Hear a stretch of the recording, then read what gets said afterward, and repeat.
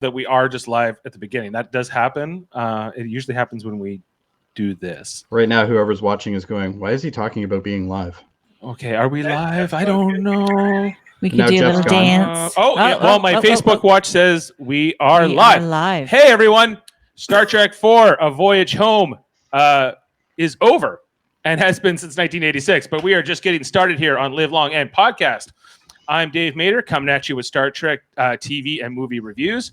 We're here streaming live on our Facebook page at Live Long and Podcast. You may also be watching us on the YouTube channel or listening to us on the audio version. Welcome to all of you, present and future. We are continuing with our Star Trek movie rewatch series as we're in a lull between Star Trek Picard and Star Trek Discovery.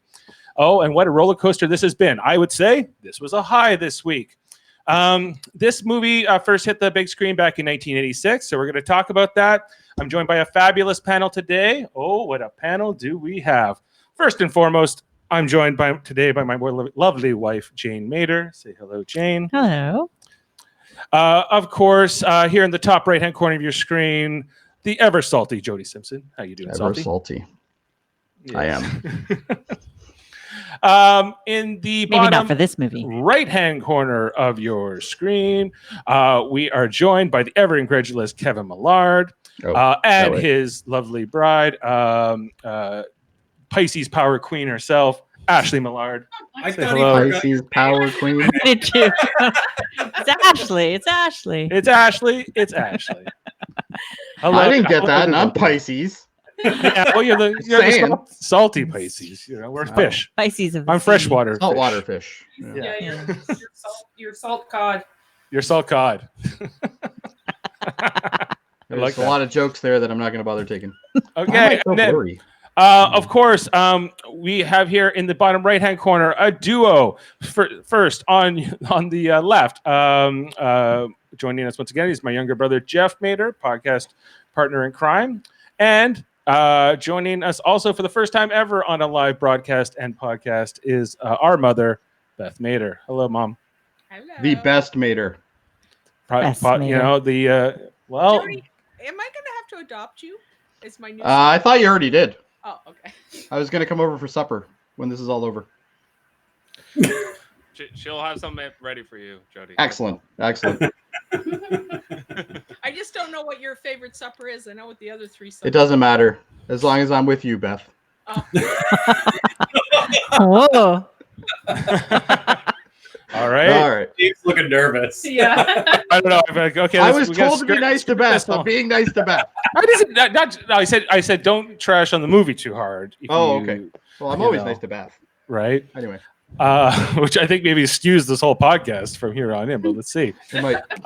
Nice, Jody. Okay. Whoa. Hey, let's just talk about Star Trek 4. This movie is so much fun. I thought so. It does such a great job at just being a movie in and of itself, which Star Trek doesn't really do well all the time. Sometimes these feel like longer TV episodes or not quite what you would consider a cinematic experience. But this one really does. And there's no mustache twirling bad guy in this one. This one is unique among almost all the movies, and that there's no bad guy to fight. It's just a threat, and you got to solve this problem, and that's what Star Trek did so well in the TV series. So it was taking what the TV did well and making it work in a movie format, which I thought was great. So I'm just going to go around the panel. We'll get to high-level feelings and thoughts. We'll start with Jane, and then we'll go to Jody, and we'll work ourselves clockwise and go through the group. So, hey, Jane. Hi. Let's talk about my feelings Star on Trek this 4, A Voyage Home. This one is either number 1 or 2 for me with Wrath of Khan. I like the humor. I like just everything about it. I like the problem solving. It's a good movie. Very rewatchable. Very rewatch. Yeah, I agree. Yeah. Like this one, we've been through these 3 other movies before this over the past 3 weeks. And when I say roller coaster, it's up and down. Like sometimes it's good and sometimes it's really not. But this is, I think, way up there again. Yeah, and really, I like and really awesome. the animal aspect. I'm an animal lover, so I think that's part of the reason why. Yeah, the whales, the and whales, the, whole they tie-in, the save the environmental whales. issues, and sort of like the absurdity of like seeing like hunting a species to extinction from the futuristic perspective, right? Like, Yep. and how that message resonated well. And for like the 1980s, like there wasn't a lot of movies with I thought was strong environmental messages like this one did. No. Mid '80s. No, not really. Pollution, maybe that's what we were worried about, but well, maybe save the whales too. Okay, let's go over to Jody. Jody. Okay, I know. We may have skewed you. We may, you might have to be a little nicer than you would have been, perhaps. But Just do you so think you of this know, I'm film? not committed to that at all. No. I haven't watched this movie in probably about 10 years. And the last time I remember watching it, I remember thinking to myself, this wasn't that good. I know everybody loves this one. They love Wrath of Khan, and you already know how I feel about Wrath of Khan. This is the first Star Trek movie that I can honestly say watching it is to the caliber of what a Star Trek movie should be, in my opinion. It definitely hits all of the points well. The only thing I can honestly say about this movie that I didn't like was the entire plot of it. The entire plot is just it's ridiculous. Salty. But is it good? It is a good movie. It's enjoyable to watch. It's a lot of convenient. Again, like Wrath of Khan, a lot of convenience. If any of those things didn't happen, the entire movie would be screwed. So it's a lot of convenience. But overall, is it a good movie? I would say it is a good movie. Yes. Out of 10. Yeah, Out of 10, solid 7, I guess. Okay, I'll take it. All right, I'm glad. we'll move down to Jeff and Mom. Whatever order you wish to go in. We haven't heard much from you, Mom, yet, so let's go to you first. Well, I don't know. I think it's very timely for what's going on right now. Like I watched a thing this morning on the news about how the waters in Venice are so clear they can see jellyfish again. So again, back to the environment. This is in the 1980s, and this is somebody wrote this script about how the human race is literally destroying themselves and sent a probe ahead 200 years to say, you guys are in trouble because you can't answer this call. Right. Had to go back in time to get whales to be able to answer the call to get rid of the probe. Right. Well, it's timely in the sense that when you see how much pollution has gone down just in a month of everybody stopping, for the most part, what we're doing. How much of a difference we can really make with just even not burning as much fossil fuel, right? Or right. Things like that. So. Or what we're doing to the oceans or whatever. Like, even that is still a thing for me. Like, if we destroy the oceans, like, all we're doing is destroying ourselves. That's all we're doing. Right. And that's kind of the message of this movie, because this probe shows up and literally starts vaporizing the oceans and destroying everything on the planet in this like real point thing that like we can't answer this call because we destroyed this very thing that we need to save ourselves with. Right. And Nimoy, I noticed last night, and I didn't pay attention to this before, but Nimoy wrote this script. Right. Yeah. He wrote this with Nicholas Meyer, who, if you want to talk about the even Star Trek movies being the best ones, you can also talk about these are the movies that Nicholas Meyer was involved in, either as a writer or as a director. And he was back in the writing capacity for this one. So he's the reason why everything's convenient. Well, perhaps. Like, I think he's if you watch any of his interviews, he's an insufferable kind of twat, a little bit of a guy. But he brings a great like creative input to the process. I think with the other people that were around in this team at the time who made this movie, that's why you get this great product. Okay, Jeff, thoughts on the movie overall? I think it's the best Star Trek movie of them all. I think it's the most rewatchable. It just has the. I've watched it now, I think 3 times in the last week, and I the third time I watched it with Mom, it was still good. It's just it works. They clicks. You could tell they took their time with this movie. That they really made sure to make it a good movie. Because it seemed like Search for Spock was very rushed. Very, just get through it, get through the plot, and we'll get to the next movie. We just basically got to figure out, we got to bring Spock back, and we got to figure out how to do it quickly. Whereas this movie, they were able to really have fun with Spock's character. Spock is like, to me, he's the comedic relief throughout the whole movie. Him and Kirk, But also with so is Walter. Scotty. So is Scotty. So is Chekhov. They're all funny. Pretty much everybody, yeah. Yeah, Everybody has something to do in this movie. Yeah. In the hospital. Bones is really funny. Sulu's the one guy that's like barely in the movie. Yeah, he probably has the least amount to do. Yeah, he's just But he's there. hilarious with his cape. Yeah, he's just there to hit on the guy in the helicopter. At least they kept the cape. The cape. Well, they also are wearing the that's what he same had on clothes three, right? they left in Search for Spock, which was the last movie, and they said this. It's been 3 months. They've been on Vulcan. They've been wearing the same clothes for 3 months now. Maybe futuristic clothing doesn't require laundering quite as often. By the way, the Smurfs? What was with the Yes. Smurfs? The Smurfs. That was I was it. saying that The last Vulcan week. Smurfs that were Vulcan working on Smurfs. the bird of In this prey. one. Yeah. Well, I don't know. That's what I guess. Anyway, sorry, I shouldn't bring that up until So we're we done didn't see. around Did here. we see those Smurf hats in Search for Spock when they got there? No, it was. No. I don't think so. I was saying that last week, but it's because we watched both movies in a row. Okay. That would put this one back on last night. I was like, I was at the beginning of this movie, not at the end of Search for Smurf Spock. hat. I watched this and then 5 right after.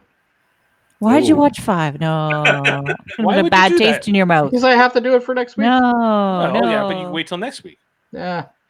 Might as well have the pain now than have the pain later. Get a week to reflect on it. Well, no, So I watched 6 this morning. So I have a question. Does the bird of prey have replicators? I'm sure it does. No, they had food packs. food packs. So they don't have Klingons at that point didn't have replicators. So they couldn't make a new set of clothing. No. No. I think Vulcan, they would make clothing on Vulcan. It's a I planet. think Vulcans. Well, But- I'm sure they That's sell good. textiles and Cloth. stuff. They didn't have money for Even the cloth would wardrobe, help, so they yeah. just wore the same stuff they had on the last movie, which is fine. Well, is it? Hey. 'Cause that outfit Spock's got on. I'm like, really? You couldn't. the Well, bathrobe. the best thing is when he's got the He just he's wanted got the to thing wrapped headband. around Just wanted like, to do hide an his ears. entire movie in a row. That's Yeah. probably the best time for Leonard Nimoy. He's probably like, finally, I don't have to wear those fucking ears. I Yeah. mean, in the 80s, leisure suits were in, but that outfit he had on was beyond a leisure suit.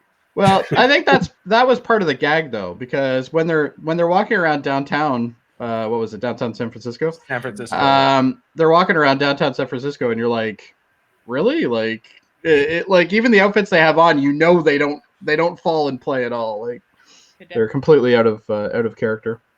Oh, here we have a question. This is qualifies as a question. It's a question. Yes, Yeah. it's got a question mark. But we KDCB. haven't got Kevin and Ashley yet. Oh, I know. Yep. Okay, well, go ahead. Are you guys talking about Star Trek Goes to SeaWorld? Yes, we are. Yes. KDCB. Yes. we are. Hey, let's go over to the Millards next. Okay, which of you wishes to go first, go ahead. I'll go.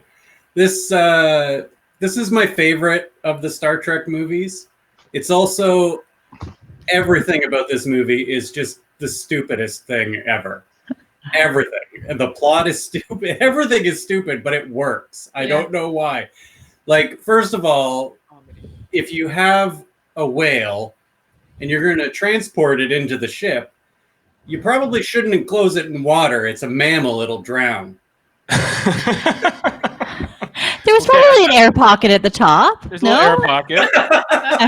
I hope there was. To be quite honest, I never even thought of that. Like, when they And they make a point to say that it's a mammal earlier in the movie. They make a point to say it needs air to breathe. It nurses its young. They make that point very clear earlier in the movie. Yeah. So, yeah. You And think? then they enclose it in a tube. Wow. Yeah, but how Scotty, does a whale hold its breath? Yeah. That's, Scotty's got like some sort of aeration system built in there. you saw him on that computer. Yeah. Yeah. Fine. Oh yeah, Yeah. He's fine. He was just talking to the mouse. No big deal. typing away. The whole Okay, premise computer. of the movie is just ridiculous, but I think that's what makes it work because it's ridiculous. You're not really expecting much, so it just opens the way for the humor in it. And Star Trek always does really well with the time travel episodes where they go back and they have to fit in. Usually, They're all- I'd say you're right about that. Most of the time travel stuff in Star Trek works. Even the stuff like the Voyager one where the Times Arrow arc, which I don't think is the best stuff on Voyager, but it was okay. Like it served a purpose. I think I agree with you. Most At least this movie, those scenes weren't cringy like they were with like them doing the row your boat thing in 5.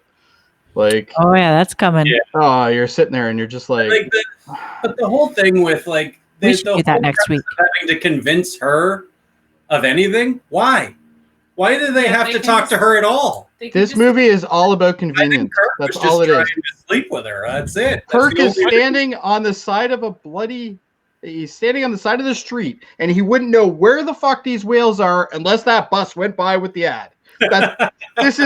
And then they get on the bus. Who says that's the fucking bus to there? I know. It's just a bus. well, you get to It's so Central Hub convenient. and then you transfer. And then they find the then one they get back person. off.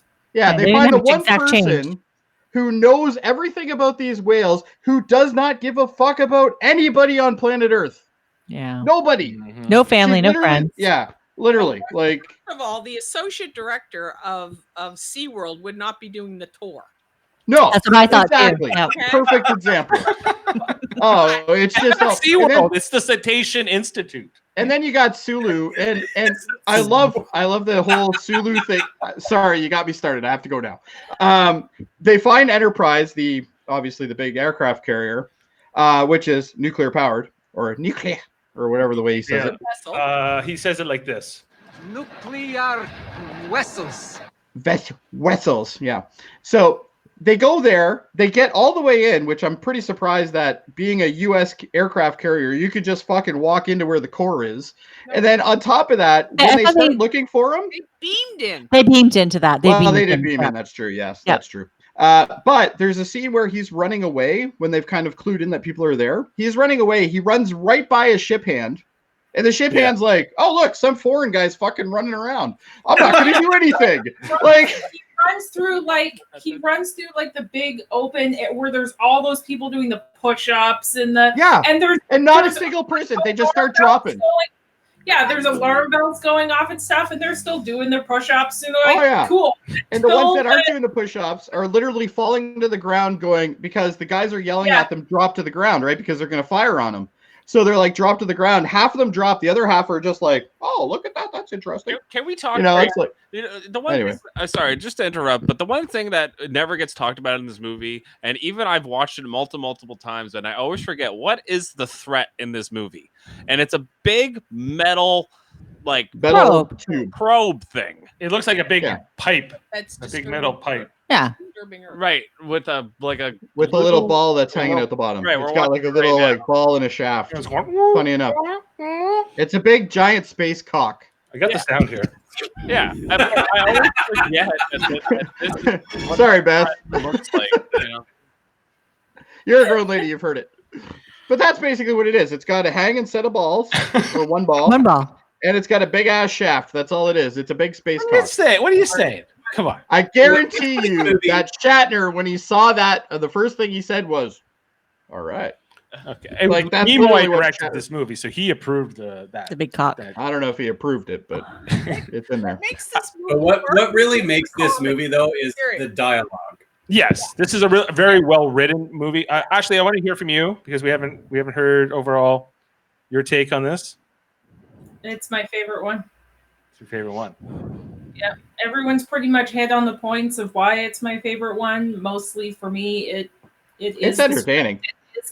it's not just the script and there's so many great jokes. It's every single person who had a great funny line delivered it perfectly. Like Yeah, that's nothing makes me laugh harder than Bones in hospitals in Yeah. the hospital. I Like when agree. he goes in 100%. and like as soon as they're like, oh, Gives the he's lady at the pill. Yeah. he's at the hospital and he's like, we can't leave him to 20th century medicine. And Yeah. it's like He'll be it's screwed. so, and then they're talking about the chemotherapy in the elevator, and he's like, it's the goddamn Spanish Inquisition. It's so fun. Like, the whole thing is hilarious. He's just so bitter, and it works so well.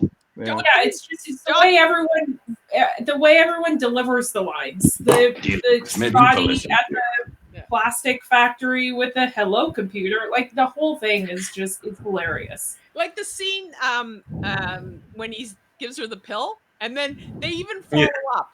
I know. I gave me the pill and I grew a new kidney. Yeah. Yeah, the old lady, like as they're leaving, the old lady's like in there. I grew a new kidney. What's wrong with you? I'm on dialysis. Dialysis. Like he's disgusting. I love it. One of my favorite scenes in this movie, though, there's no dialogue.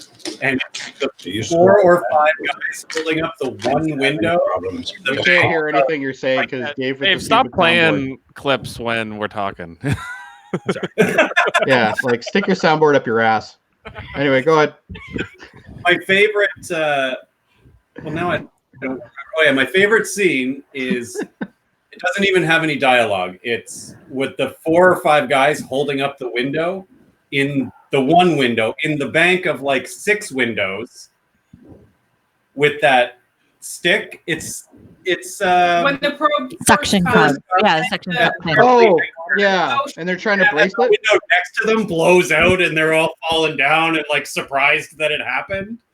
Yeah, they're like trying to reinforce the window. Yeah, I agree. I like that scene too. I'm like, what are they doing? It cracks me It's up. a silly movie. It really is silly. So I have a question about when they're asking where the nuclear vessels are, and they're like, it's in Alameda.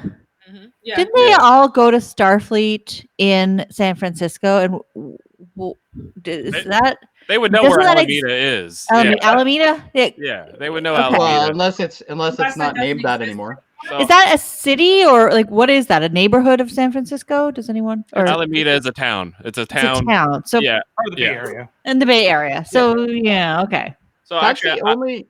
Oh, sorry. Go all ahead. right. I was just gonna say a fun fact about that scene is the woman who answers Uhura and Chekhov, where she goes, looking for the nuclear vessels, where she goes, I think it's in Alameda across the bay, right? That woman, she was not supposed to speak. She had never acted before. She was an extra, and she was just told to act naturally. And then when she was asked, she improvised her answer. So And they kept it in. and they kept it in. That was completely like not supposed to be in the movie, and it ended up being in the movie, which is really cool. So when they first start that scene, though, Having to pay her extra because she had a speaking role instead of just an extras role. That's right. Yeah. Yeah, so probably. they were quite annoyed with her apparently. All right, go ahead, Beth. I think I That's cut you not off. even my favorite part of that scene. It's the cop. Yeah. Yeah. The cops So are staring. I have to ask this. And he just stands there like this. He's standing there not saying a fucking thing. What is going on there? Like, there isn't a cop in this world that you ask a question, he's not going to at least respond to you. Like, come on, he literally He was just paranoid stood there about like, the Cold War. He He was in thought he was a shock. Russian spy. Guy asking But- for nuclear. But if that's the case, he would have said something like, you're not from around here, are you, boy? Or something like that. Like he's Well, not I mean, just he was gonna, an like, extra too. blank They stare. couldn't afford to pay him. Oh, maybe. Oh yeah. But they saved all that money on costumes. All the Well, money, they saved money on this was- costumes, but apparently they spent a lot of money on special effects. I think the special effects in this movie, other than the probe, They're which pretty kind of good. looks dumb, I think. They're not bad. Yeah, basically the probe looks like a big metal space whale that's coming.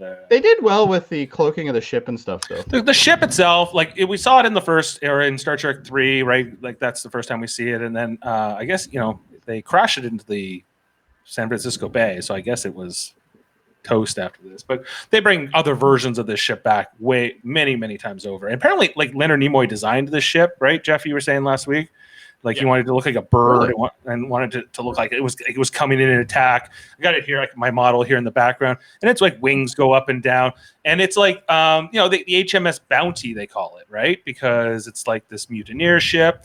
And this is the only Star Trek movie really without the Enterprise. And they get the new one at the very end of this, but it's really not in this at all. I guess the other one is like Star Trek Beyond a little bit because they kind of it gets destroyed in that movie, but it's at least in the first 20 minutes of that movie. But I love this Klingon ship. I love how it feels like they don't quite have the best things they could have. What does Kirk say? You don't have us at our best, and Spock says that much is certain. So it's a fish out of water story, really. Yeah. It's kind of an upbeat comedy. Big comedy for sure. Mom, did you see this in the theater?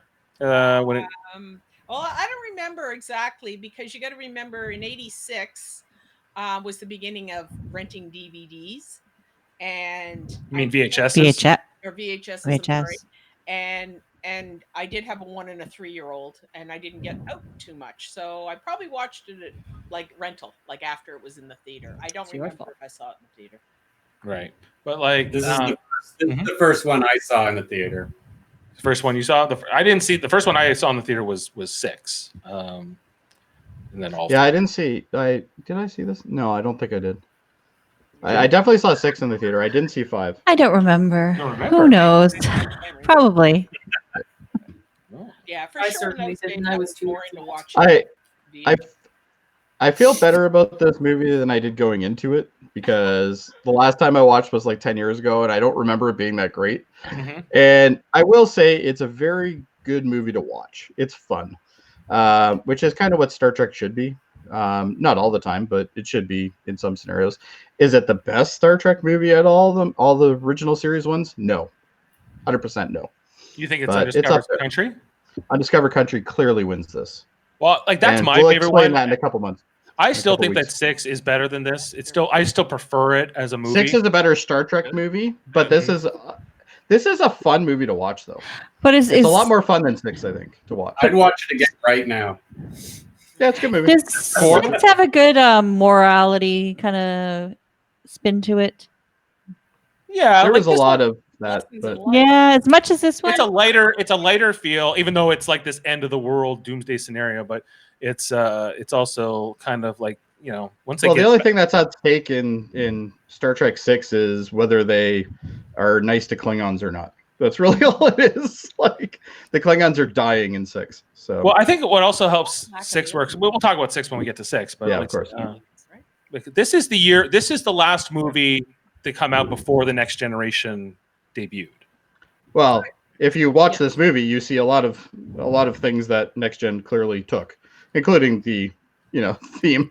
Well, they would have been in pre-production for Next Generation while they were making course. this, Yep. right? So they there was a lot of overlap. This is probably, I think, where they first heard that they were going to make a new Star Trek show while they were making this, and that they were all kind of incensed, right? Because they knew they were about to be replaced, and so I think that, the production value is much higher in this than it is in even the previous 3, in my opinion. well, yeah, because like Star Trek 1, they spent all their time on their special effects and just showing us weird images and God-awful boring movie. scenes, and they took away from all the character. And I think by this point they realized, no, it's what makes Star Trek is the characters, it's the people, it's Kirk, Spock, McCoy, blah blah blah. It's not just it's the Enterprise. That's why I think part of them, we're blowing up the Enterprise. It's about these people, in whatever setting they're in. It's the crew. It's the crew. They're the heart of it. Everybody, In this episode, the crew are the aliens. yes. Yeah. There's no Yeah. there's no It's true. Klingons, there's no well, there's a Vulcan, but there's no Romulans. They go back to Earth and they are the aliens, Yeah. right? Yeah. Mhm. Yeah, that's true. Such crazy reactions from people like your friend there, like, let me guess, you are from outer space. No, I'm from Iowa. I just work in outer space, like, Well, it's the one-liners like that though that make it an enjoyable This movie, Like, yeah. it's- Whoever, like the script, I think the script is Meyer and Nimoy, right? So, So- Harv Bennett apparently wrote most of the dialogue, but didn't get credit. So Harv Bennett actually was the one who wrote the first half of the movie, and the second half was written mostly by Meyer. And Nimoy just kind of he wanted a certain feel for the movie, and he pushed for that. He wanted it to be what it became, which was a movie that was had a lot of one-liners, had a lot of where the plot was not as important as the feel for the dialogue, which is what we love about the movie. They really nailed it, and I do agree with you that it is about the characters, but at the same time, I mean, Search for Spock is all about Kirk and his character and his son, and who gives a shit at the end of the day? I mean, like, it's really what matters is a well-written movie. That's what most people want, I think the dialogue was good. I don't. but the movie we were kind of dumping on all last week, Search for Spock, has pretty much the same team involved in this one, and this one is so much better. So did they learn from their mistakes? They just kind of pivoted and kind of figured out. Well, what they're they- trying to I think they were trying to continue from Wrath, and that's the problem. Is that storyline is already screwed up, and no one cares about half the characters to begin with. Like, I didn't give a shit about Kirk's son. I don't care. No. I don't care at all. No. I care. And David, he's a well, fellow I'm glad David. you do, and that's fine, and that makes So you right, you. But He's a but like, I had no invested interest in whether David lived or not. I don't care. I cared about the Riker and Troy's kid, who I never even saw. Like he. Yeah, I didn't care about that at all. okay, either. that, the girl. Counts. No, you're the talking other about one, the one Picard. that- He's talking about Picard now. We're talking about Star Trek Picard. Picard, yeah, no, she was a great actress. I think the worst part of this entire movie was the chick that worked at the aquarium. Like, she's a terrible actress. I'm sorry. Jill, her name is sorry. Catherine Hicks. You son of a bitch! You. That's I my wish I heard favorite. that sound it's- clip. That's my Every favorite line. bag. Number one, there's two crazy assholes who just show up. One guy goes swimming with a fucking whale and says he can now talk to them. And then later on, they're walking by, and she just happens to drive by. Again, coincidence. And all of a sudden, she's like, "Oh yeah, crazy fuckers, get in my truck." Like, I'd like to be murdered today. yeah, it's like She you was already know one of them is desperate. clearly nuts. She was okay? desperate to save her whales, and she was But looking she for wasn't gonna anything. save I mean, whales by picking up two crazy assholes on the side of the road. well, Yeah, What? but she It turned out okay. that way, but Yeah, she picked up on the fact that Spock was speaking in the past tense, and she knew something was kind of off with these guys, so she wanted to Oh, yeah. understand She was what was curious. going on. I wouldn't be surprised if she followed Kirk and Spock walking down the road. They don't show us that, but that's kind of what that would at least make more sense to me. Yeah, that's the Because it impression seemed like it was a random encounter, and it's like, and then she's like, "Oh well, crazy guy, might as well get in my truck," you know. And then she's like, "I know where my." From the, She- how do we know that road that she drove down isn't the road out of the aquarium, and they're just walking down the road?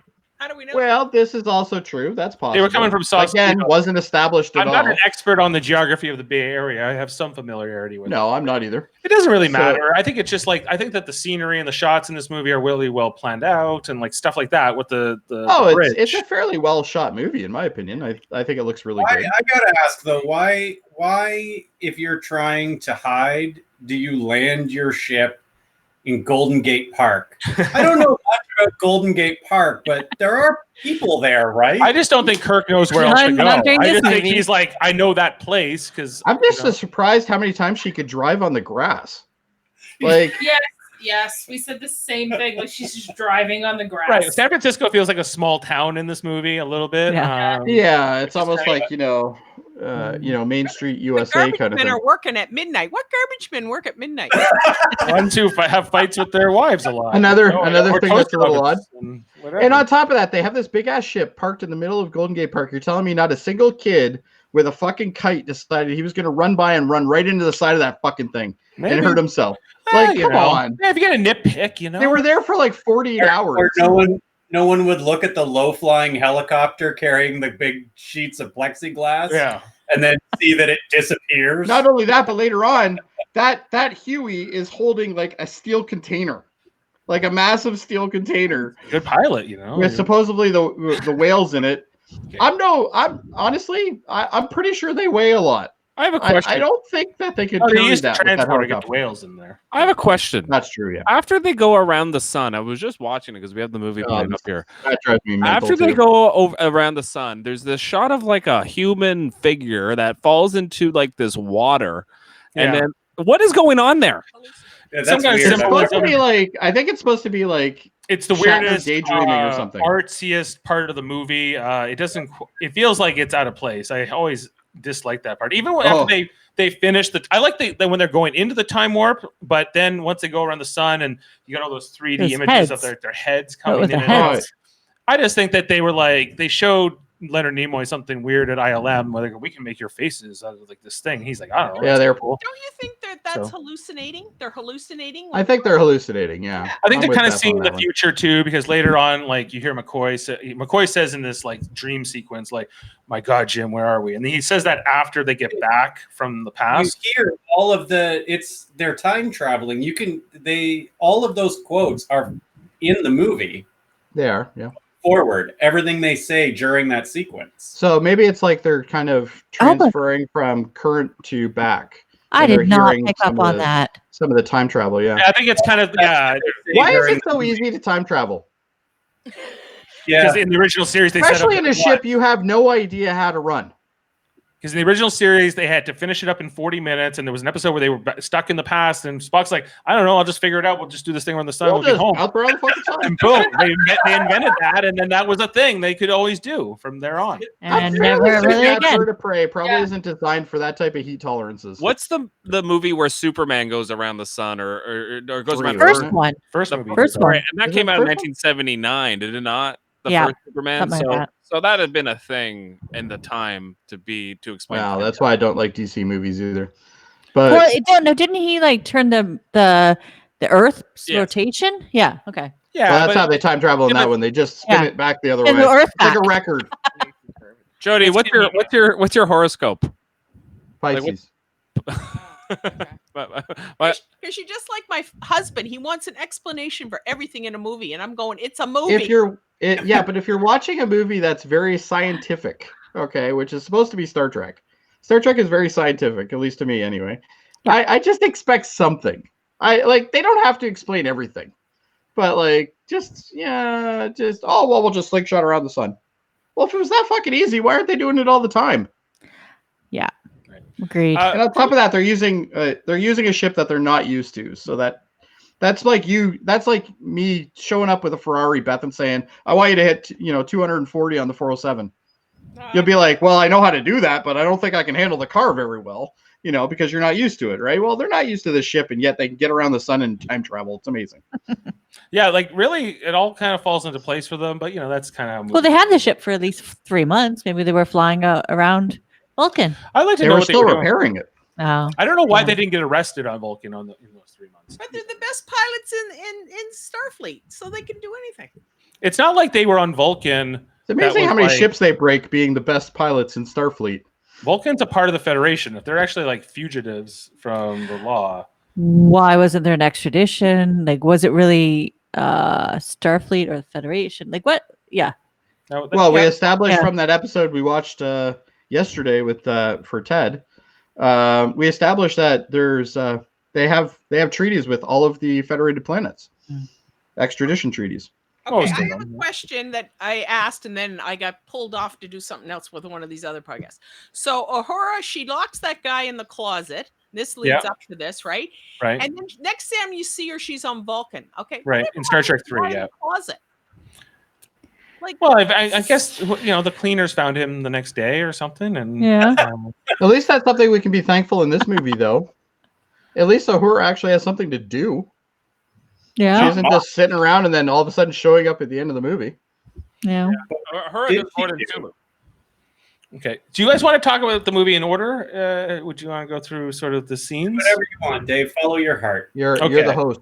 Okay, let's talk about the movie in sequence. Okay, so the movie begins after another 3 minutes of music, I think, and credits. Mm-hmm. Did it feel a constant thing with these movies? Did it feel any better this time? No, at least they added some effects. I thought that was impressive. What did you guys think of this music compared to the other movies? I recognize it definitely, but I prefer second. The second, the Wrath of Khan has one of the best scores. Yeah. I didn't like the Search for Spock score. This is actually better. This is actually very upbeat and whatever. I don't think I have it. I remember it being a version of Next Gen's music, right? Not this one. This one is kind of like they never really used. Oh no, that was at the end. That was first one, right? Yeah, first one was the first one. Yeah, Star Trek 1. They brought that theme back in for Next Generation for sure. Yeah. So and then we get the scene with the Saratoga, the captain of the Saratoga, and they see this probe that's coming in, and it appears to be a probe, Captain, from an intelligence unknown to us. Right, and they eventually get their power drained. It comes to they figure out that this is something they can't really deal with. It's it's coming out. Apparently, this was the first female Star Trek captain. I was wondering about that, which is also worth mentioning in this scene here. And did they all die? Do we know this? Well, that's the question. The Saratoga? Yeah. Because we I think see it was that, like, implied they died. They didn't really show it, I don't think. in a few scenes later, you see like another ship, which isn't the Saratoga. I guess in a ship that encountered this thing afterwards also was like, we are barely holding on. We're trying to make a solar sail to keep ourselves alive. So it could be inferred that the Saratoga and that guy you just heard died. But we later said that the space dock comes back online after the probe leaves. And so we're kind of led to believe that the space dock, at least, not everybody died on that. But it's not very... Well, spoiler, by the end of the movie, the lights go back on there. Did they hold out for maybe the whole movie? They didn't have to be without power for very long. No, because And the time it's travel only thing. relevant Yeah. a relevant question in terms of like, is there like sort of a death and tragedy sort of left in the wake of this, or sort of like, did everybody kind of get out of this movie unscathed? Okay, so according to Memory Alpha, the USS I'm the same Saratoga way. is active. So no, it didn't blow up. Woo!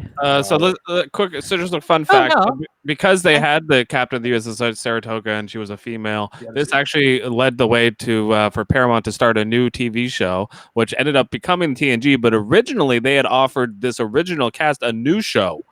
So That we see in this scene. No, not the Saratoga. They were going to give Kirk and all those guys a new show. And then they said, "No, we're not going to do that. We're going to start a new cast show," which ended up becoming TNG. But I do always feel that the old cast was a little salty about the fact that they never got to do a new show, or they only got 3 seasons back in the original series. So I do think that's an important distinction to make about the fact that they saw success out of this movie, whereas the other 3 movies were just kind of not as much. Right. So what's interesting, actually, I'm just reading the thing here. She wasn't the first Star Trek captain that was female. Technically, Uhura was. Uhura? Yeah, in the L'Oreal Signal, which is an original episode, she took over command of the ship. Oh, yeah? So she commanded the ship first. But she wasn't a ranked captain. No. We're not She actual, captain. like, And then Savick later in Wrath of Khan. yeah, okay, but not the first to be in the captain's chair. Okay, in universe, the first female captain was Erica Hernandez, captain of the Columbia NX-02, which is actually Enterprise, which Kevin will tell you does not exist. It still is part of canon, so I hate to break it to you, it does exist. Yeah, but it doesn't. I don't think he means she's the first female captain. I think this is the first female captain we've seen on screen. Oh, okay. Well, then that's different. Yeah. Like in this timeline, not because all the like in our timeline. In the timeline, it doesn't exist yet. Enterprise is canon. It's part of the timeline. Yeah, but their retconning of shit doesn't exist yet. True. Yes.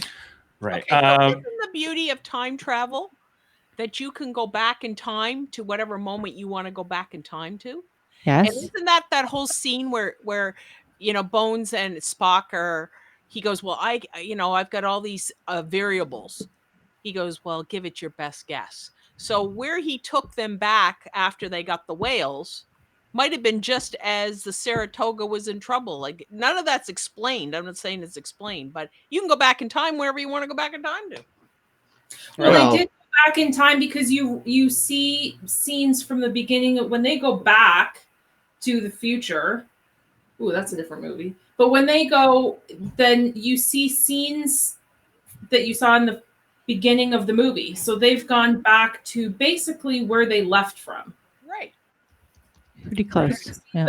The Yeah. window scene again and all that stuff. So they've they've spent all this time in the past, and then they've just gone back to where they needed to go back to, drop the whales, and then the thing. Right. I'm always so happy that we get to see that window blow out twice.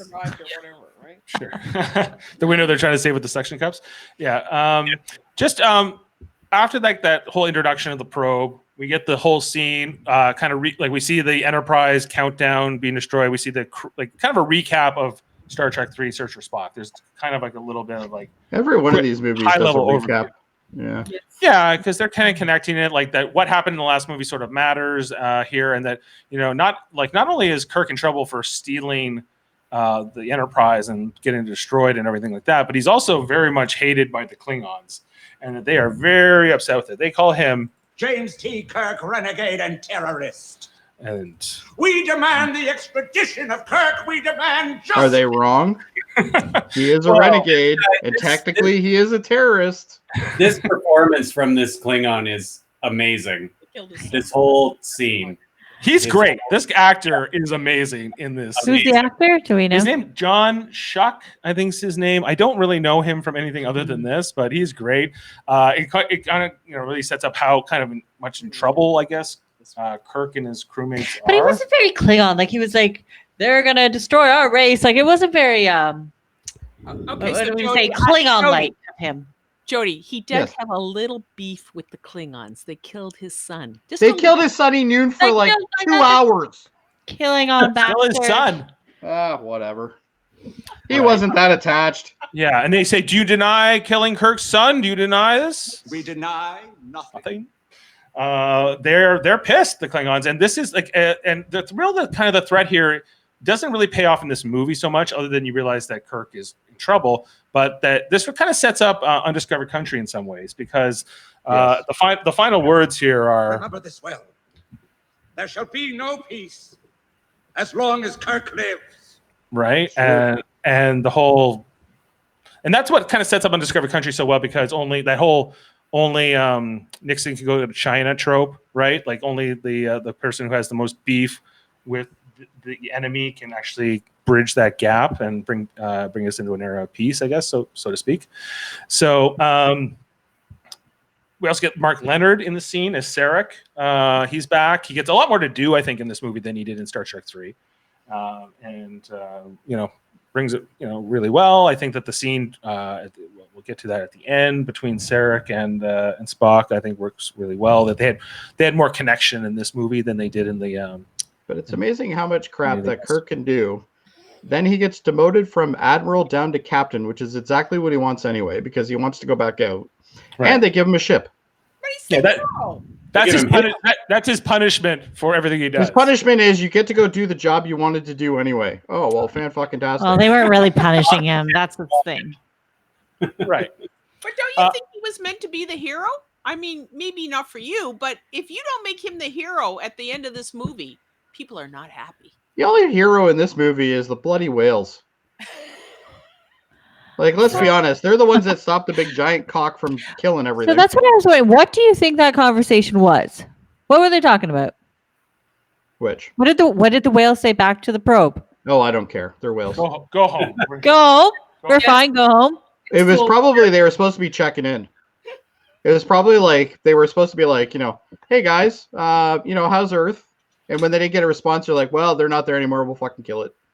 Like the giant cock thing was really pissed off at Earth for So some I reason. didn't think they were trying to kill the Earth. I thought they were Yes, just they were. They were just expanding. They were expanding their probe, like probing deeper and deeper, deeper, which they didn't know was a constant. movie. But I didn't. Yeah, They were I didn't think. destroying Earth. I know, but I don't think they knew they were destroying. What were they doing? Ionizing the atmosphere or something like that. They were killing ionizing humans. all the water. No, they were blocking. Yeah, but I don't. They That's never said 70% of the whether it world. was on purpose or it was accidental. I don't know if it was on purpose. Like it may have been there's- intentional that this probe just didn't work well with our planet. But Well, a that's- probe is Just- supposed to be something that just looks at Yeah. stuff. No, but Like that's a line in the movie where they actually say, if we don't get the sun back, the planet's done. Yeah, That's an actual line in the movie. So they're blocking the sun with that probe. of Yeah. course, yeah. Yeah. I don't know how that big giant space cock was that big enough to block the sun, but apparently No, it was. It was bringing all the the cloud atmosphere. cover. It was all the cloud cover. was Jim. I'm sorry, I really like referencing it as that, so I'm going to continue. Okay. After the whole big ambassador scene, we go over to Vulcan. We get the little bit of a monologue, a captain's log, an admiral's log, if you will, from Kirk. They all kind of vote to go home and face the music. That's kind of quickly brushed over. And then McCoy says, well, they mentioned that the ship's named the Bounty and that they have to go home in it. I guess they have to. Well, they don't have any other choice. And McCoy's worried about Spock. McCoy's worried about Spock. And this is where we kind of cut over and we kind of see Leonard Nimoy doing all the cognitive tests, like what is the square root of 100 and what's kind of alien. So clearly the Vulcans know they're there. Yeah, correct. Correct. Yeah, with that terrible 80s speech synthesis from the computer. Yeah, right. But we actually get back Jane Wyatt, How do you feel? who played his mother in the original series, and they bring her back too. So they were very that was nice. faithful in these movies. You know, they brought Ricardo Montalban back. They obviously brought Mark Leonard and Jane Wyatt back.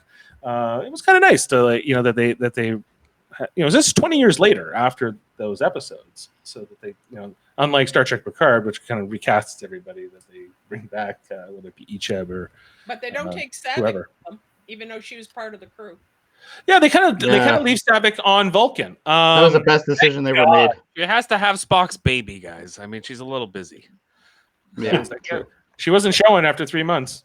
Yeah, well, okay, maybe it's different. Maybe it is. And then they eventually. So, did you like the scene between Spock and his mom? It was all right. It was fun. That's my least favorite part of the movie is the Yeah? murder on Vulcan. Right before they take off. Yeah, it's a little too. I don't know. It's a little dry. That's just me. Well, yeah, and then what about when Scotty's like, an Admiral has replaced the Klingon foodstuffs. They were giving me a sour stomach. Well, Bones is my favorite anyway. I just think his humor. I'm with you. Is Everything with the Bones in here. Bones is always on Spock's case. He's worried. Yeah. He's like, you're going to let Spock run the science station? Are you crazy? But Bones also realizes that Spock's mentality is very dangerous because it's very one way. Right. So he wants to make sure that there's other variables being brought in, There's which no gray area Spock, for him. yeah, Spock doesn't do gray area. There's no gray area. It's either this way or this way, right? There's no in between. So that's why McCoy was always.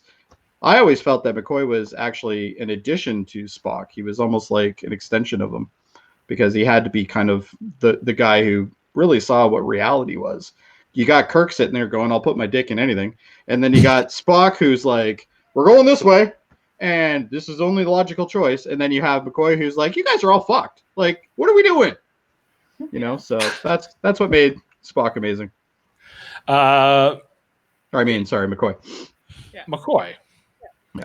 Do you know, I was watching an interview today from the DVD for this movie, and it's McCoy talking to this interviewer, and they say, DeForest Kelly, sorry, not McCoy himself, DeForest Kelly, the actor who played him. They go, was he married? What was about your character? He's like, yeah, he was married, he was divorced, he had a daughter, and there was a plan in the original series. If we got into season 4, we would have had that daughter come onto the show, and she would have been like a nurse or a doctor or something.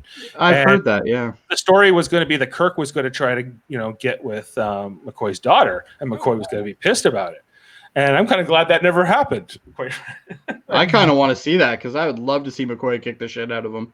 Because McCoy, when he gets all ragey, he could kick the hell out of him. For sure. Yeah. He's got all that pent up and angst and whatnot. He's like a teenage kid in a way. The other interview was with Leonard Nimoy around the time they were cutting this film, right? And they were saying, well, tell us about DeForest Kelly. And he's like, well, he's like he's not like he's less of a classical actor, more of like a behaviorist. Like he behaves, he sort of reacts to you more than acts, act versus react. And he's always sort of like feel like. I thought that was amazing about him, though. Yeah, no, it was. But McCoy brought a very DeForest Kelly as McCoy brought a very special dynamic. And it was also great in this movie because you saw DeForest Kelly, McCoy, and Scotty, and Sulu. They're all on that B team mission to go get the plexiglass and everything like that, right? And normally those three would never teamed up before, but they really worked well in this movie. Everyone in this movie really shined. I think it was the first time in the movies where you saw the entire crew actually doing something instead of just except for McCoy walking in and out every so often. What's that? Uhura doesn't do anything. She doesn't do much, but at least she's doing something. She's got the whale song. She's got the nuclear photons. She beams in. Yeah, she beams in with Chekhov. He hands her the thing. She beams out, and then that's it. She's done. Yeah, but Sulu truly does nothing. No, exactly. Sulu does nothing. Come on. Sulu gets How are they going to get that plexiglass? I guess they could have used the transporter. Sulu goes, has one conversation with a guy, and gets to take a helicopter.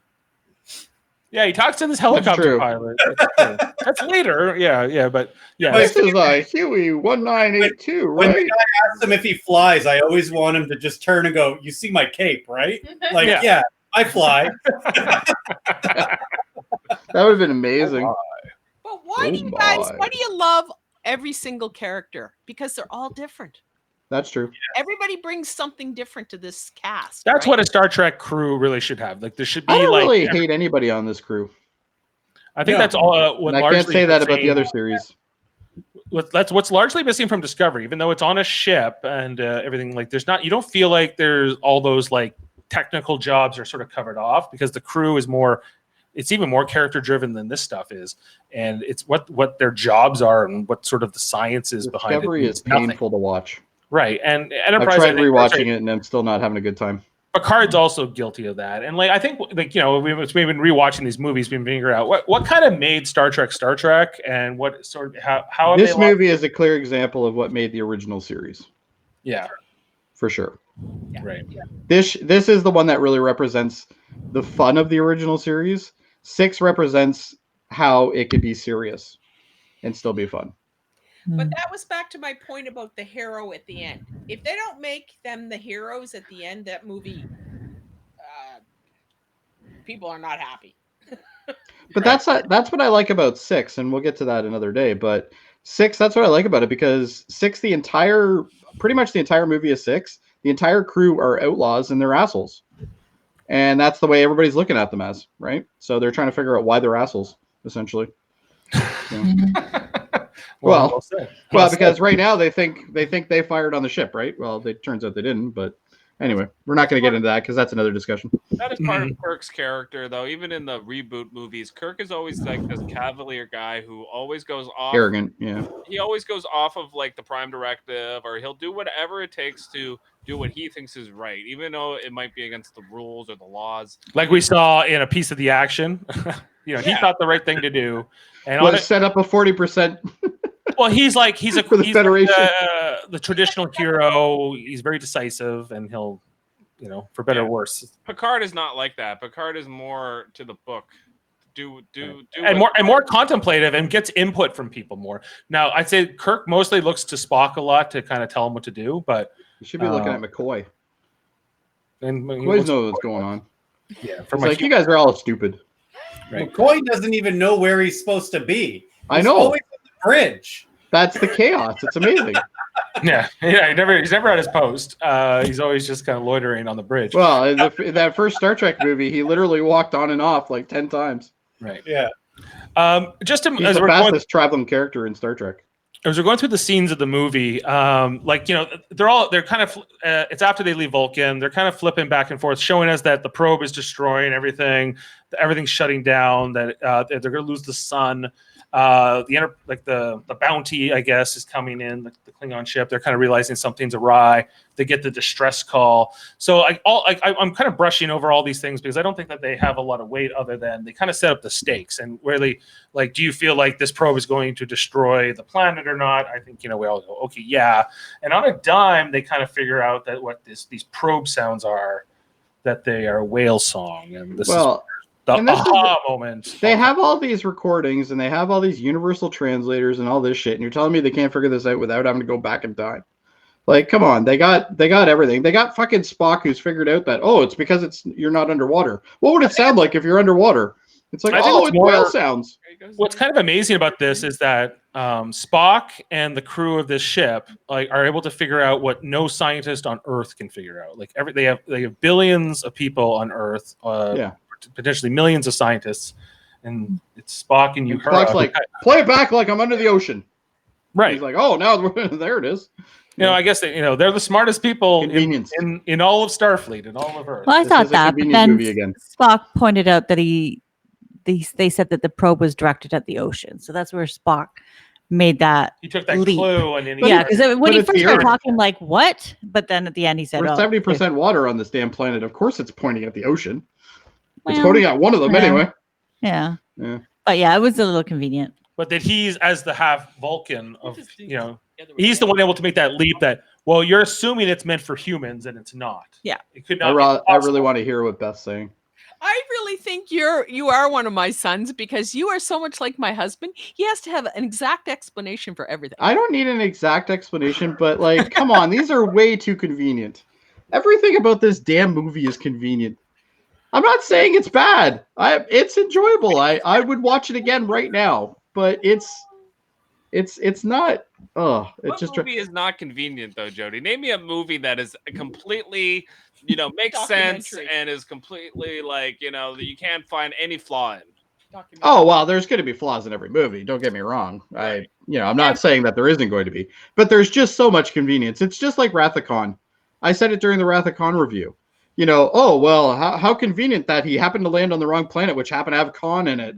And the guy who was never, ever part of anything to do with Khan knows who Khan is and can pick him out after he's been aged 20 years. Like, come on. Well, I think that there's like that whole like suspension of disbelief kind of thing, and Of like course. most TV and movies wrap up. It is science fiction. I get it. in Yeah. 2 hours, an hour, whatever. His life is pretty boring, and I that's just not expect a little bit convenient, better. right? So There's- it's a story. But there's so much good writing in Star Trek. And now, mind you, not back at this point. I think but this is among some of the best writing in Star Trek. I wouldn't Are say there, this like, is great writing in Star is there Trek. convenience? Yeah, for sure. Oh, I think there's always lots. going to be a bit of that. But is the entertainment value worth those? It's sort of, entertaining. like, you 100%. overlooking those things? I think yes. I think when something's bad, you don't want to overlook those things because you're like, why are you subjecting me to all like these false logic, and like these? This doesn't make sense. Yeah, going into this movie, And you're this not was even- my third out of the original series movies, the first 6 of them. This was considered my third best movie.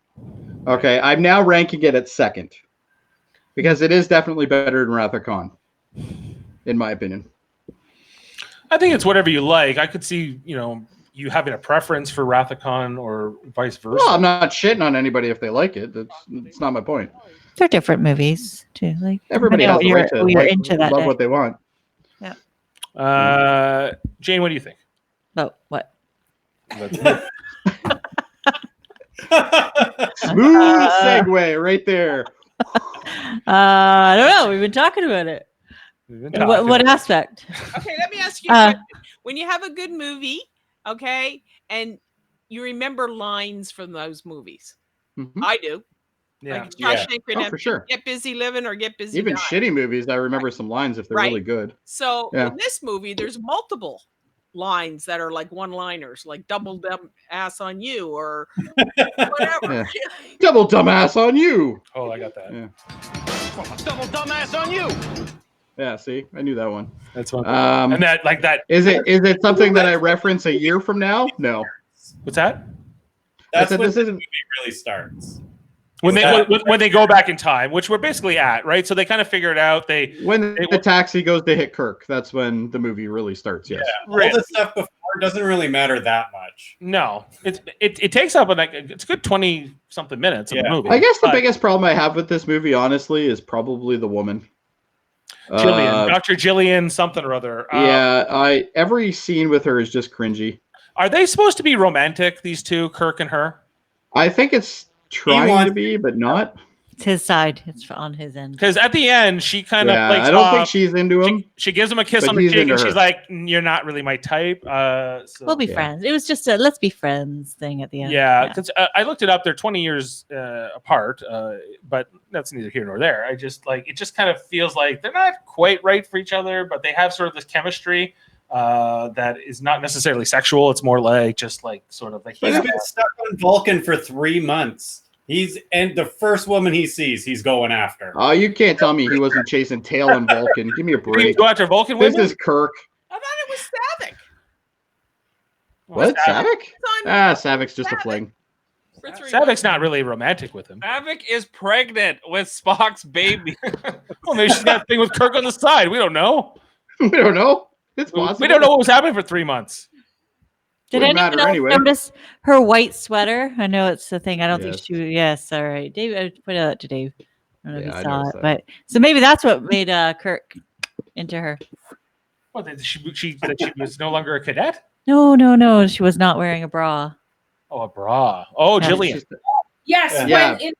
when she gets to the park, I said the same thing to Kevin. I go, "Oh, it's cold there." Yeah. By the way, This is the most inconvenient. The headlights were bright in that scene. I have a complaint about this movie, by the way, if we're going to talk about this, because she was in a sweater, she's in the middle of the fucking ocean, and then they pull her out, there ain't nothing going on there. So what the fuck? Yeah, you couldn't see it when she was wet. Turkey should definitely have been fucking done at that point. Yeah. Well, she's selective about when she wears it. Dave's like, you're never going to be on a podcast with my mother ever again. I asked that to Mom last night when they're in the water at the end of the movie. I'm like, so how come in Titanic, if they're in that water, they die within like an hour, but in this water, they're like, it's like it's totally fine. The waters in Atlantic. San Francisco Bay are colder than the North Atlantic. Dude, they're super cold in San Francisco Bay. That water is cold. That's why. And that scene where they got the crashed Klingon ship, and they're all like on the side of the ship and they're cheering. Yeah. And then they start throwing each other in. Like, that was fucking weird, man. Like, especially like some of the interactions there. It's like Kirk's like, I'm gonna throw you in. They had to build this thing, and they were like, they wanted to get their money's worth. So they're like, well, can I get lots of shots of you guys just hanging onto the side and laughing and watching this big whale slap? Like, if they ended the movie at that scene, yeah, I might have made more sense, but it was just kind of awkward. It's never quite explained who comes to get them. But yeah, the shuttlecraft came. Well, you saw the shuttlecraft, yeah. You know what they don't explain who comes to get them? Because who fucking cares? Oh, well, that's true. Like, do we care about the random ensign? Kristen, I agree. No, well, we go. If you literally go from this movie, analyze who picked them up. Totally. Who cares? Yeah, if you go from this movie, that scene, to the next scene in the next movie, which essentially is Kirk climbing a cliff, which is clearly not Kirk. They didn't really do a good job of hiding that one. But like, it's like, well, I don't know what happened in between. Like, why are they there now? You know what I mean? So it would have been nice in either the end of this movie or at the beginning of the next one to understand why that happened, because they're apparently on shore leave now. Well, so if it's you want like, to get technical, how come nobody was chasing Zulu, who stole the helicopter? He's just flying. Exactly. Around. Just well, flying. It's inferred that he did a he favor ran for that. through an entire aircraft carrier full of trained Navy people, and not a single person could stop a Chinese guy. Like, come on. What? I mean, not Chinese. The Russian guy. Yeah. No, but I thought Zulu stole that helicopter so he could transport the plexiglass. Oh, that's right. Yeah, they're two different. Yeah. Okay. Did he steal it, or did he sweet talk that guy into letting him take? I just want to know what he had to. You're signing off on that helicopter. There's no fucking way. Why did that guy let him fly his helicopter? He didn't. I don't know. Again, I don't know. When you stop to think about it, it does, but whatever. Maybe that was the romance of the film. Maybe that was the unseen. Well, that's the thing that bothered me is when you had Chekhov running. You have Chekhov running through the entire aircraft carrier. It's like nobody stops him. It's amazing. I love it. I've never seen such incompetence in the U.S. military in my life. This is one of those movies, Jody. They already thought he was stupid, so they're Maybe. like, fine, he'll just end up. The only thing that stopped him was the fucking dock when he fell off the ship. That's the only thing. This is one of those movies like where you enjoy the ridiculousness of it. You know, like you have to, because if you're gonna go poke holes in this movie, you're missing the point of the movie. Right. You know, the movie is supposed to be ridiculous. It's why it's funny. It's the fact that he's a Russian guy, he's looking for nuclear vessels, in the 1980s is hilarious. I love that. I'm not saying it wasn't entertaining. It was. Oh yeah. Right. That whole dialogue between him and when they're interrogating him. Yes, that's great. Know my name. I do not know your name. I do not know your name. I have that. I got to play that for you. But okay, but like just when they get back in time, right? And basically Kirk, who has a basic understanding of 20th century history at least, right? Enough to reference the free speech movement at Berkeley in the 60s and LDS and whatever. He doesn't quite have it right, but he knows most things. But he doesn't seem... So when he decides, okay, we need to build a whale tank. He has his reading glasses. We have to build a whale tank. So we're gonna put Scotty, who's the engineer. That makes sense. We'll put McCoy on this mission because he'll drive me nuts unless he's over with Scotty. And Sulu's got nothing to do. He goes with this mission too. So then he decides that Chekhov is going to go to the nuclear ship, the United States aircraft carrier in the 1980s during the Cold War. The one guy you shouldn't have sent there. He knows about the Cold War. You think Yeah. Kirk would know about it. He knows that the Russians, but You would he imagine doesn't put it's it probably together. required reading. Yeah. You think that Chekhov would have a basic understanding of this too, but he doesn't either. It's a great comedy, Dave. Makes for great comedy. Yeah, it's great setup. And then he decides, okay, me and Spock are going to look for the whales itself. Like when the guy's interrogating him, that's one of my favorite lines in the whole movie. And he goes, "He's a Ruski." He goes, "Of course he's a Ruski, but he's a retard." Yeah. Oh yeah, that wouldn't fly today, using that word. Today, Oh. That would not fly today, but I think But that dude delivers that line perfectly. Yeah. It's perfect. it's perfect. Awesome. Here, listen to this one. All right. Let's take it from the top. The top of what? Name. My name? No, my I name. do not know your name. You play games with me, mister, and you're through. I am? May I go now? It's like who's on first? I do not know your name. I don't know. What? Okay, give me the ray gun. And he leaves the ray gun there. Jane brought this up last night. Yeah. They never get that out. They left that ray gun with the U.S. intelligence guy back in 1986. No. Well, whatever. You know, Yeah. I'm sure they won't figure that out. No, the So shoot. What was in Voyager? Who's not Section 31? The temporal police. the temporal. Oh, it was like from the 29th century Yeah. people. The They, temporal prime directive Yeah, and all that kind of stuff. That was In, broken. DS9. They were in did- Enterprise too. They, Yeah. the, the trouble with the Tribbles episode of DS9. There's Yes, those Temporal guys. investigations. Yeah. Yes. Yeah. So like, and they say like in that episode of Deep Space Nine, the one that Jeff just referenced, that Kirk was a menace. He had like 13 separate time travel violations. Well, there's like, one of You know them. that the fact that he ever was. Well, allowed it's to so be- easy to time travel. But Kirk did it a lot, and All you have to do is get a ship and a sun. Kirk never seemed to care about changing the past too much. Not like the shows No, that he came didn't care at after all. did. Like shows like Deep Space Nine, Voyager, Next Generation, Enterprise were always very careful about how much they were trying to change the past. And Kirk just was like, whatever, it is what it will be, you know. And he's like, I got to save the future. I think that they typically don't do too much damage here, other than the team of Scotty and McCoy. They give that formula for transparent aluminum. Yeah. Now, did you? The other- now you mentioned that you thought that maybe this guy did invent Well, it. that's how Scotty justifies it. Yeah. Well, he goes, "How do you not know he didn't invent it?" Yeah. Transparent aluminum? I just like the guy's button. The guy had a button that says "I quit smoking." Yeah. Yeah. I'm like very On the 80s. topic of transparent aluminum, and of course, because I'm obsessed with that window scene, why are those windows made of glass and not transparent aluminum? The exact thing I thought of. He say he can't make it. He knows the formula, but he can't manufacture it. Oh no, we're talking. Window scene, Dave, where the window breaks out. Oh, they At the are. begi- and they- They are transparent aluminum, maybe. Yeah. Why isn't it strong enough to withhold the water? Yeah. And then they smash. That's like how bad of a glass. storm it is. Hmm. Well, they say instead of having 6 inches of plexiglass, it would be 1 inch instead, Right. or something like that. Right. But the whole thing is like, why does it need to be transparent at all for the tank? They just need to get this whale to the future. It That's doesn't- right. Why does it have to be transparent? Whales are mammals. Well, how else would They don't even need a tank at all. when they go to see them in the Just bar- literally like hang them up and put a hose on them every so often. They need water. They need water for buoyancy. Otherwise, They're time traveling. they're Gene. mammal- They're they're- not going to be there very long. yeah, their organs will get crushed. They can live out of water for Oh, quite there you some go. time. That's a good theory. By Maybe the they way, need to have that pressurized amount. Just Yeah, a little bit uh, earlier in the movie when they're trying to figure out where to go to get the materials they need to build the tank.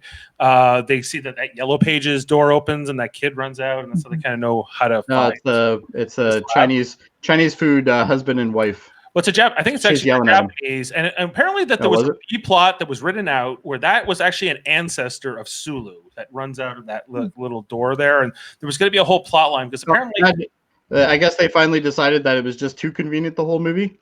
well, They the figured, George we'll Takei- take that George out. Takei was apparently advocating hard for like this whole like sort of time because he says he was born in San Francisco as they're sort of flying in earlier he did on, say and that, yeah. so that was going to sort of tie into that, but apparently that all got cut out, and I think He it's was the probably worst character of the original cast. Let's face it. We didn't need that.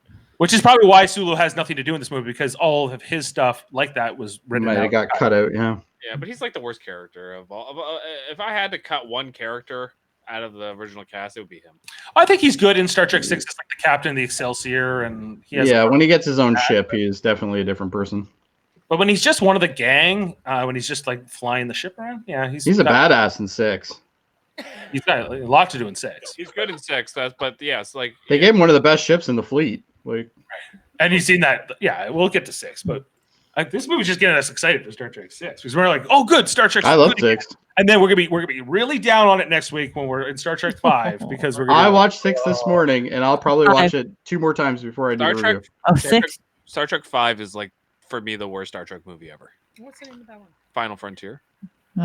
So I'll tell you right now, I watched that yesterday. Nobody likes that movie. I watched that yesterday. It was the most hated movie for me. I knew I was going to hate it going in. And I decided this time I was going to watch it without like any bias at all. Just watch it as a Star Trek movie. It's actually not as bad as I remember it.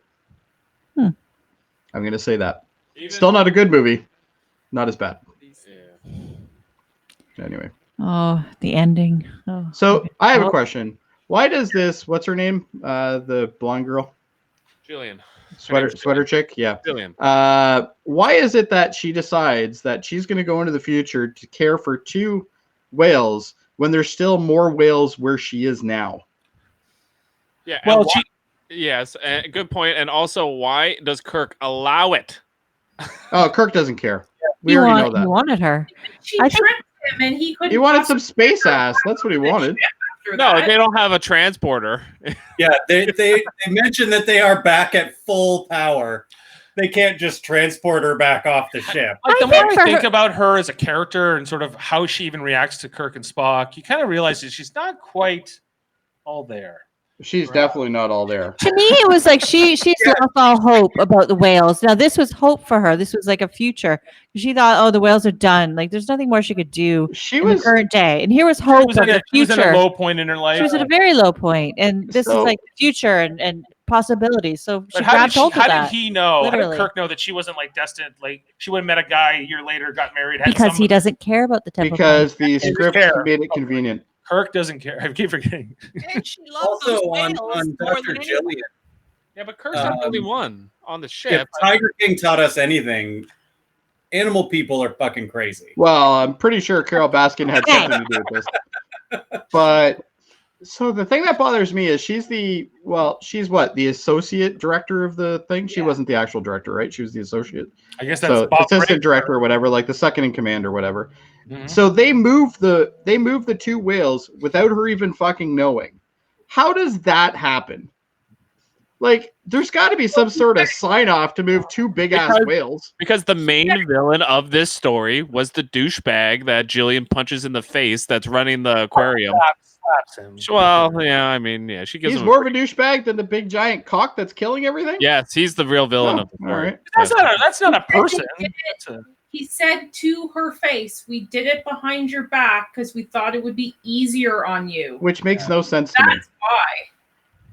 You can't tell me she had it she must coming. get She- like an alarm notification when they open the damn thing in the middle of the night or something. Like, 1986. Fine. All right. Again, suspend my disbelief, I guess. Right, and this is of course the Star Trek Earth of 1986. So this is like boiling up to like the eugenics wars are going to be kicking off in a couple years after this. She was right to get out of Dodge. Well, I'm not saying it wasn't a good choice, but still, like, if she's so mindset on the animals first, then why is she leaving the remainder of them? Like, yeah, it's not like these are the only 2 that are left. 2 whales. Yeah. She signs on to a science ship, right? Like and when she gets back. Yeah. Yeah. But like, why would you want her? She's like, unless it's like a historical science ship. How is she allowed to serve on a Starfleet vessel? Everybody's got to go through fucking the I think it was academy. civilian, but Science vessel. They have civilians on Starfleet vessels. Well, that's but true. Yeah, I guess. I went 300 years in the future. I don't think I'm qualified to do much of anything. No. Then, Like, how can she work anything she needs to do her job? She She doesn't have any fucking was idea. going to how to do learn. it. She said she had a lot to learn. She's a smart person. I mean, She's not smart. She picked up biology these 2 and assholes when they were walking. There's still biology in that century, and she's a Yeah. biologist. Of course. She's a That's true. biologist. She's a doctor. Yeah, she's a biologist.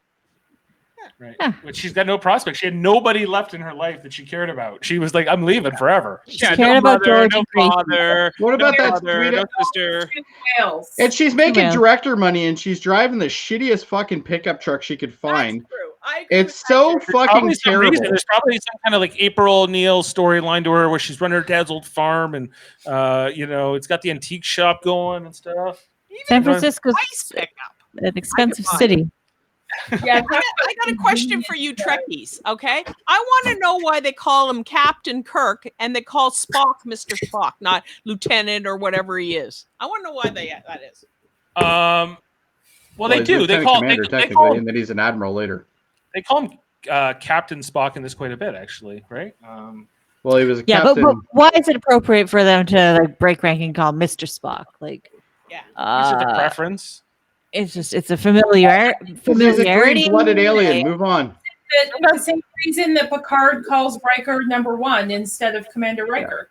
It's like a. Yeah. Like Sometimes a they call him German Commander Mandarin. Spock. It's names. going now, eh? Oh yeah. It's just like you can call him Lieutenant Commander McCoy, or you can call him Dr. McCoy. He's both. Both are correct. Just one is up more of a preference. So Right. But what I'm getting at is they don't call like if they always called Jim and Bones, but they don't always do that. They keep going back and forth. Yeah.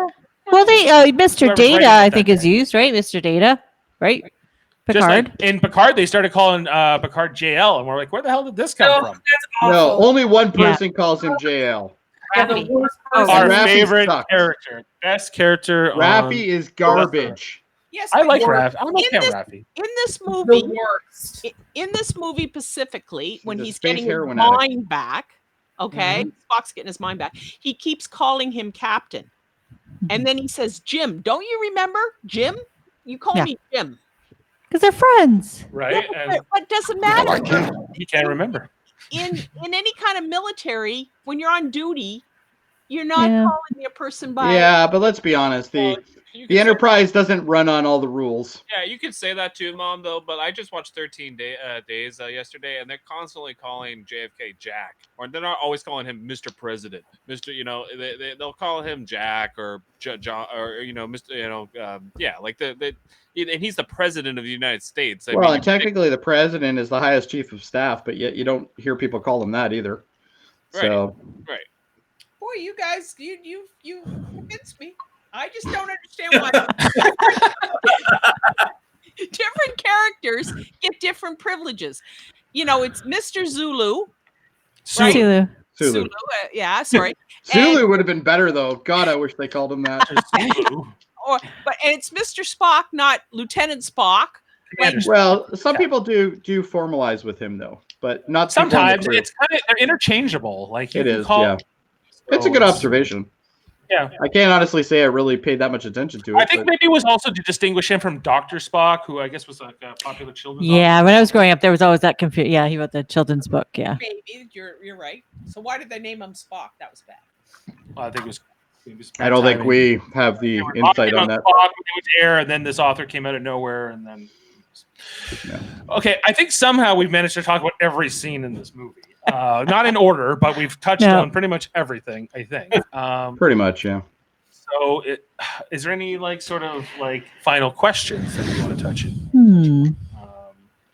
How do we I guess the biggest thing we have left is that at the end of this movie they get the Enterprise A, which of course they get for a couple of years before they kind of ride off into the sunset at the end of 6. And so it's just be kind of this excitement, okay, we got this new Enterprise, and maybe that's the only thing we haven't touched upon. But when I see this ship in the movie, I'm not that excited. I'm actually more sad that we lose the Klingon ship in this one, because I feel like we're attached to that. I have a question on that, Dave. The new Enterprise, is that just the 1701? Is that the Enterprise A? Yes. Yes. The new one is the A. Yes. Yes. Okay. All right. Did they get the end of this? Yeah. It's the A. Yeah. Yeah. Yeah. And so, and I don't know, it could have been a show, it could have been a movie. We get Star Trek 5. So I guess after Nimoy gets these 2 movies as director back to back, Shatner decides, hey, especially because Nimoy helped write this movie, probably.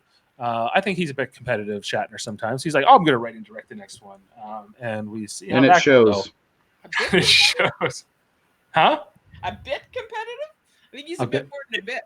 He's a bit more than a bit competitive. Yeah, maybe so. And maybe not the best guy in real life. Who knows? But, Yeah, every one of the cast pretty much hated him at some point. except for Leonard Nimoy. Well, I guess he did in the early days.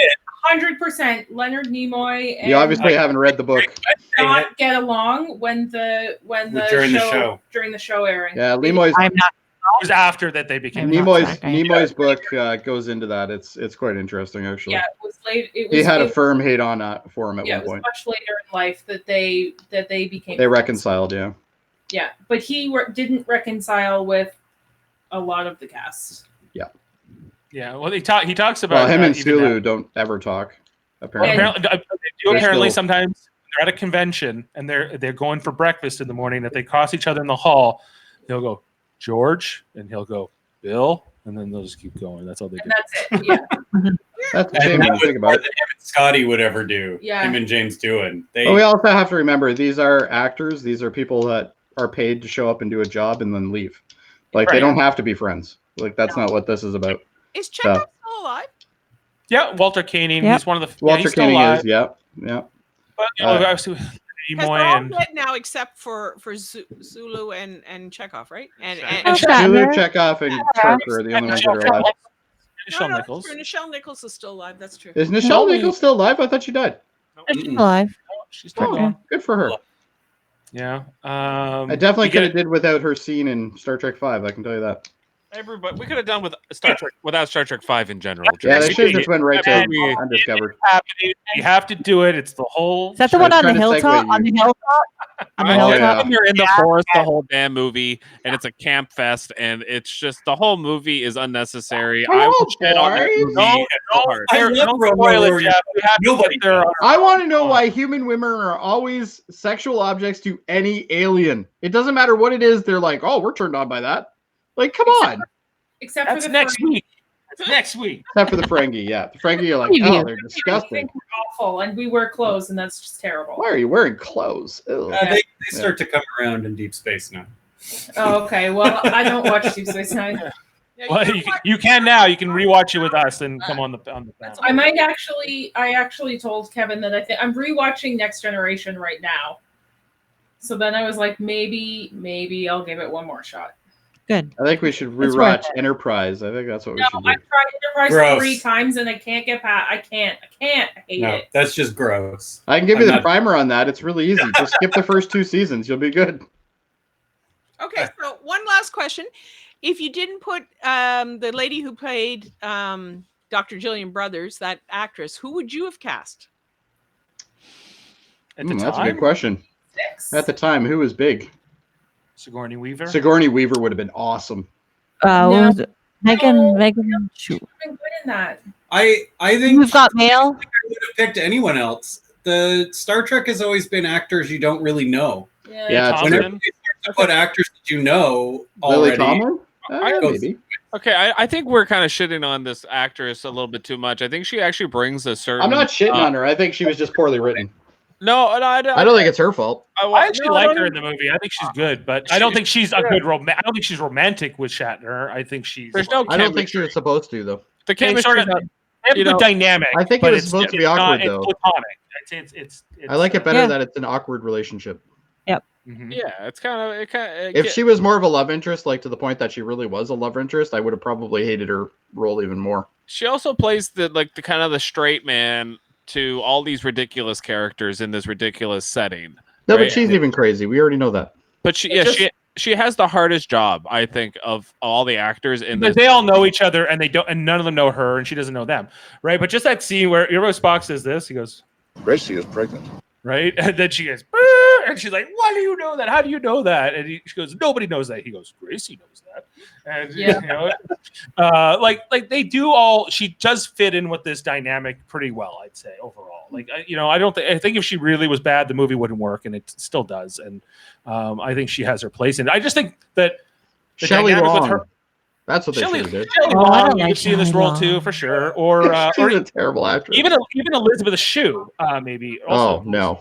No, I think But I think she did a good job of portraying, because everyone's like, she's crazy, she's crazy. Of course she's crazy. She is losing her whales to go out. She knows that the female whale is pregnant and that the baby is not going to survive if it's born in captivity. But she's also super concerned about the whales going out. So riddle me this then. If being it's killed. pregnant, why doesn't she tell somebody that? But Maybe they wouldn't move them then. The institute knows that she's pregnant. No, because she says I'm the only one that knows. She said straight out. How do you know that? Nobody knows that. But they have to move. They have to move the whales. She says they have to move the whales out of captivity because no humpback whale born in captivity has ever survived. So I think that. Well, yeah.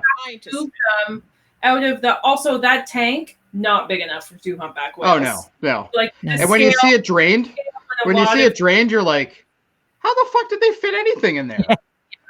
Like you can literally jump down from the rail to the rocks that were on the bottom of it. Like, but I think she did a good job of portraying the emotions that doctor would have been feeling at this time, where she knows she's days away from losing her whales and that they're probably going to be killed. Again, I'm not saying that she's a terrible actress. I'm not even saying that it was a terrible performance. It just was not what I would have liked to see. If you're trying to make her be the most sanest of the bunch, that wasn't the way to do it. I don't think they were trying to make her be the most But they should have though. That's really what I'm trying to say. I think no. She is the medical expert in this scenario. Yeah, but medical experts have emotions. Yeah, that's fine. She can have emotions all she wants. But what I'm saying is, it's just She was in crisis. It was really the dialogue more than anything that killed me on this. And her decisions were terrible. And she's also her decisions are terrible through the entire movie. What's that? I started up a hornet's nest there, didn't I? No, that's fine. That's what the whole point of the show is. But it's just what I'm saying is, like, literally every decision she made is pretty much a poor decision. Like, there's no good decisions in this entire fucking movie for her. Like, she goes out with crazy guy, then she decides she's going to go for dinner with crazy guy. She drops off the other crazy guy in the middle of a park and goes, that's kind of weird. But then that was pretty much all she dealt with. How is that different from any rom-com, Jody? I mean, I don't know. I don't watch a lot of rom-coms.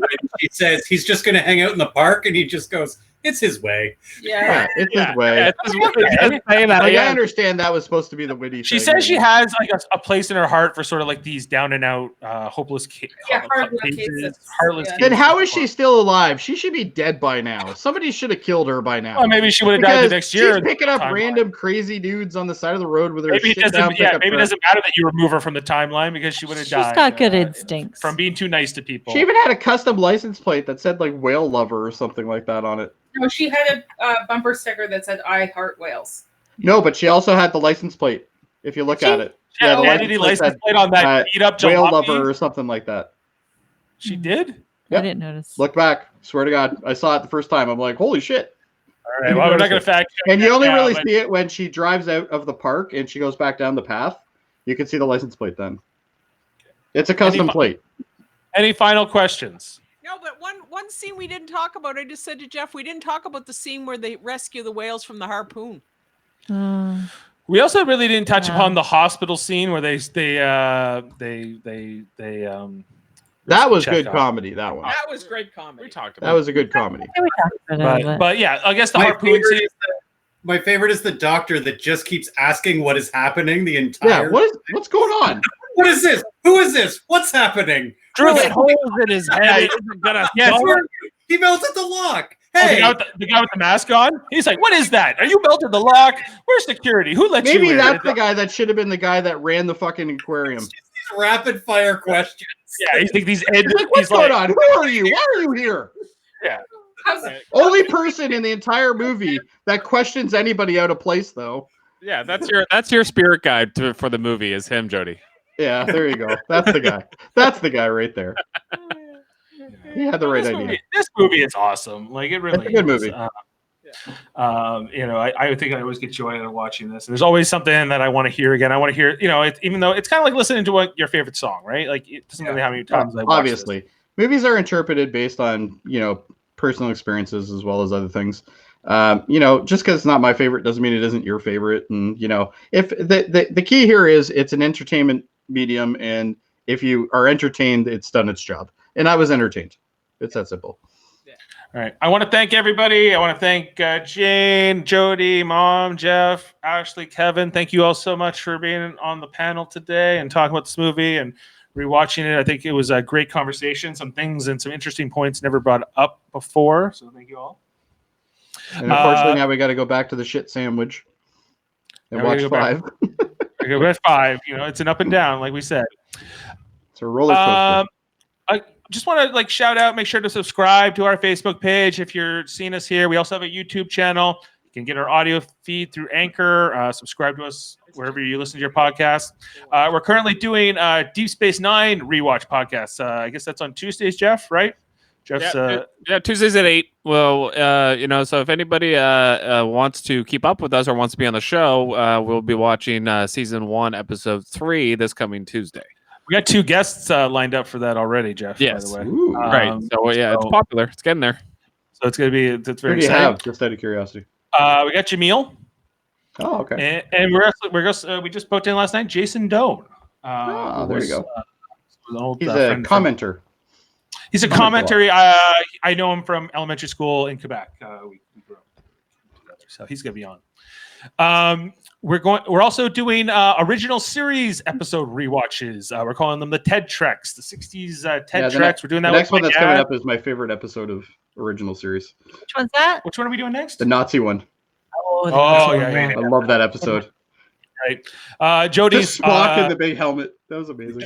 Jody's often on that one. If you want to get some more Jody, definitely head over. Everybody needs more me. Friday night.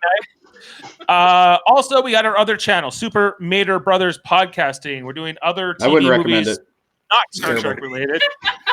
We're currently in the middle of covering Westworld Season 3, Survivor Season 40, which is all the winners. We've done some Tiger King podcasts. You can kind of go in there and look at our whole archive. And for those of you who may have followed us over the years on different podcasts, we got some exciting news. We're bringing back a little show called Trivial Debates. We've been on hiatus. Knows, I'm sure. Yeah, well, maybe. Hey, you never know. You never know. It's just in case. It's been on hiatus for about 4 years, mostly due to the fact that I got busy. I had no time to edit it anymore, and it was just the production was too much to keep up with. But a lot has changed. I was lazy. Who said that? Yes. I don't know. Random guy talking. But the fact is, now things have changed. We can do these live streams, and it's a lot more straightforward than it was in those days, even 4 years later. So we debate a whole bunch of. To do that format live. We get our friends together. We all debate things. We argue about movies, TVs, music, sports, a whole bunch of different topics. Whoever wins the most debates wins the whole game. It's a lot of fun. Make sure to check that in. We're actually doing our comeback reunion special tomorrow at 1:30 Sunday. You can watch that over on the Trivial Debates Facebook page. You can find that at facebook.com/Trivial Debates. Really easy. Except somebody didn't show up for that one.